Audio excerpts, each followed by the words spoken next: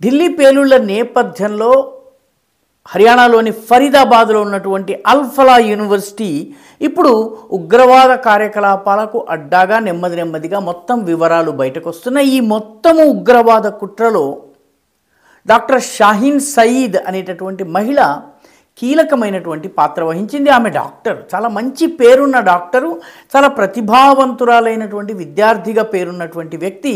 ఆమె జైష్ అనేటటువంటి ఉగ్రవాద సంస్థ యొక్క మహిళా విభాగం, భారతదేశపు మహిళా విభాగానికి ఆ మహిళా విభాగం పేరు జమాతుల్ మోమినత్.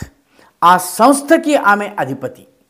ఆమె ఒక్క కాన్పూర్ నగరంలోనే 19 మంది మహిళలతో ఒక మాడ్యూల్ తయారు చేసింది. వీళ్ళు ఉగ్రవాదులకు సహకరించటము, ఆశ్రయం కల్పించటము, సమాచారం పంపటము, సరఫరా చేయటము, ఆయుధాలని సరఫరా చేయటం వంటి పనుల్లో వీళ్ళు ఇన్వాల్వ్ అయి ఉన్నారు.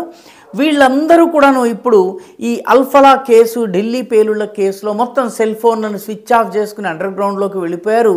వెతుకుదామంటే కూడా దొరకటం లేదు. వీళ్ళ కోసము ప్రస్తుతము ఉత్తరప్రదేశ్ యాంటీ టెర్రరిజం స్క్వాడ్ అన్వేషణ ప్రారంభించింది.